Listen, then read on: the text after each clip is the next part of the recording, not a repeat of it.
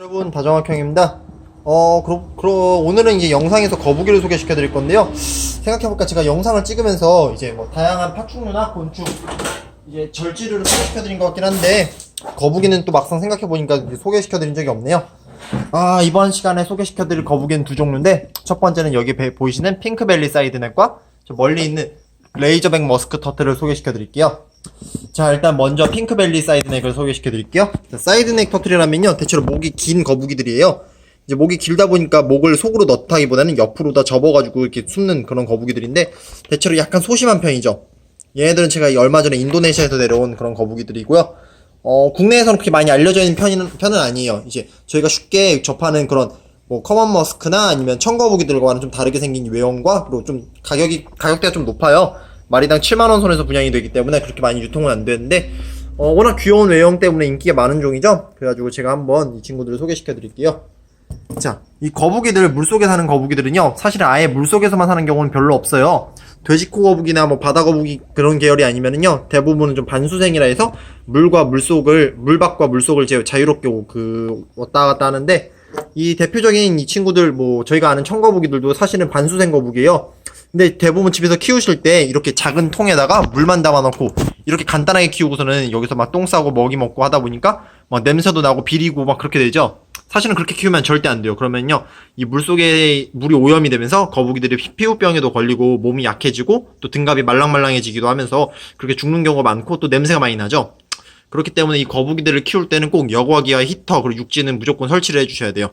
자, 이 반수생 거북이들은요, 일광욕이라는 거 꼭 필요해요. 그렇기 때문에 이렇게 작은 사육통에서는 일광욕을 하기 힘들겠죠. 그렇기 때문에 이자 정도, 이제 60cm 정도의 어항에서 이제 일광욕을 할 수 있도록 햇빛을 들게 해준다거나 아니면 UVB나 뭐 스팟등 같은 거 설치해 주시는 게 좋죠. 자, 핑크벨리 사이드넥이 어떻게 생겼는지, 왜 핑크벨리라는 이름이 붙었는지 한번 보여드릴게요. 자, 보이시죠? 배도 분홍색이고 얼굴에도 이 분홍색 무늬가 있고, 약간 이 새침하게 생긴 이 매력 때문에 특히 인기가 많은 종인데요. 이 목이 길다 보니까 목을 안으로 넣다기보다는 옆으로 접는 편이에요. 보이시죠?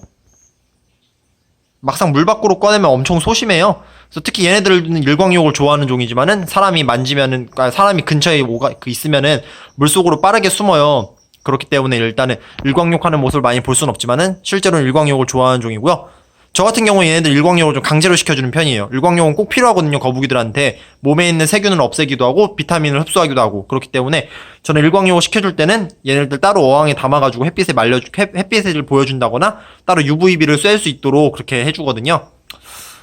얘네들은 일단은 다 자라면 좀 사이즈가 좀 큰 편이에요. 15cm 이상까지 자라기 때문에 이렇게 작은 어항이 아니라 무조건 이자 어항에서 키워주셔야 되고요. 또 얘네 또 먹성이 좋은 편이에요. 그렇기 때문에 1년에 뭐 빨리 자라면 10cm 이상 자라기도 하거든요. 그렇기 때문에 꼭 넓은 어항을 준비해 주시는 건 필수예요. 또 활동성이 많아요. 얘네들 보면 가만히 있질 않잖아요. 이 거북이들은 특히나 많이 움직이는 종이기 때문에 약간 좀 공간을 여유 있게 해주셔야 되고요. 특히 바닥, 이 거북이들은 바닥재를 뭐 선택사항이라 하는데 저 같은 경우는 해주는 편이에요. 그래가지고 바닥재는 한 흑사나 적사 같은 모래로다 깔아주시고요. 그리고 수온, 얘네들 인도네시아에서 왔죠? 그렇기 때문에 저온에서 사는 애들이 아니에요. 그래서 온도는 한 26에서 28도 정도만 유지해 주시면 되고요. 이 거북이들은 뭐 응가를 하고 먹이를 먹고 하면 그 이물질 같은 게 물속에 잔류를 하게 돼요. 그래서 이게 있으면은 물이 금방 부패하고 냄새가 나게 되겠죠. 집에서 키우는 거북이들도 그렇고요. 그렇기 때문에 꼭 여과기를 설치해 주셔야 돼요. 이 여과기가 없으면은 똥을 거르질 못하기 때문에 이 내부에서 막 암모니아도 높아지고 똥 때문에 막 이물질도 잔뜩 있어서 물도 뿌해지고 이 벽면에 똥찌꺼기도 끼고 하니까요. 말 그대로 벽에 똥칠하는 거죠. 그렇게 되면 안 돼요. 그러면 냄새도 구리고, 그리고 엄마한테 욕도 먹고. 그러니까 꼭 여과기와 히터, 넓은 사육장을 준비해 주시면은 누구나 쉽게 키울 수 있죠.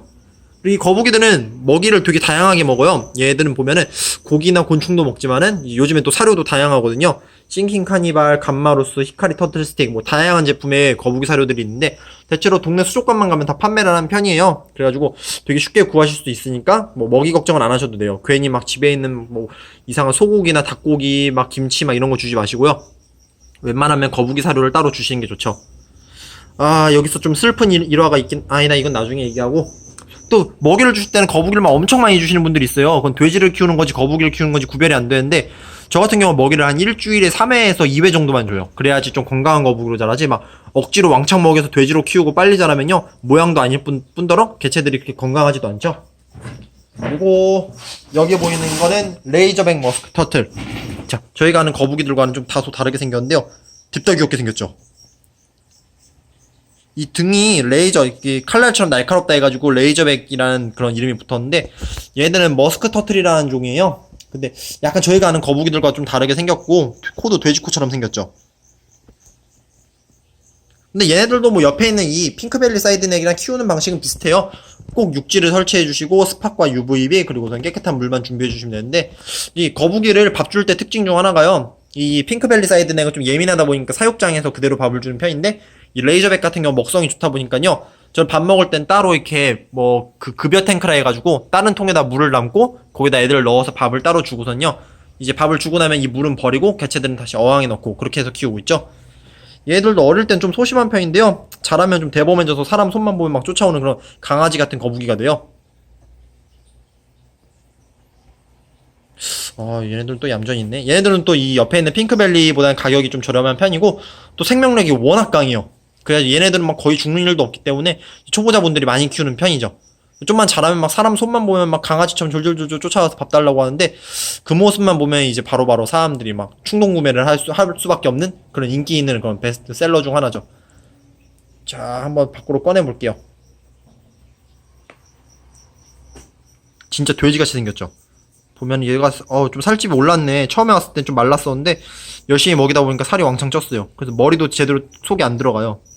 이게 엉덩이를 찔러보면 다시 머리가 이렇게 나오고, 다시 머리를 누르면은 엉덩이가 나오고, 또 엉덩이를 찌르면 머리가 나오고. 이 살덩어리 때문에 그런데 이거 좀 귀엽네. 얘는 약간 체구가 높은 거북이죠. 등갑이 약간 높이가 높아요. 다 자라서도 약간 좀 피라미드 같은 모양을 갖게 되는데, 이 독특한 모양 때문에 특히 인기가 많은 그런 종이에요. 이 머스크 터틀도 종류들이 되게 다양한데, 얘네들은 대체로 다 키우기가 쉬워요. 그래가지고 옛날 같은 저희가 아는 그 청거북이들에 비해서 크기도 작고 키우기도 편하기 때문에 요즘 들어서 좀 인기가 많아졌죠. 아직은 좀 모르시는 분들이 많을 거예요. 다소 생소한 종이죠. 얘네들도 지금 어항 갈아주던 김에 영상을 찍게 됐는데, 일단은 뭐 어떤 어항에서 키우는지 간단하게 보여드릴게요.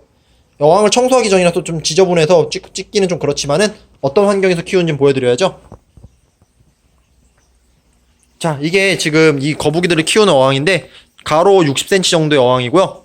그리고 이 육지는 꼭 해주셔야 돼요. 그래야지 애들이 여기 와서 몸을 말리고, 뭐 피부에 있는 기생충이나 뭐 병균 같은 걸 다 말릴 수고 소독을 할 수 있겠죠.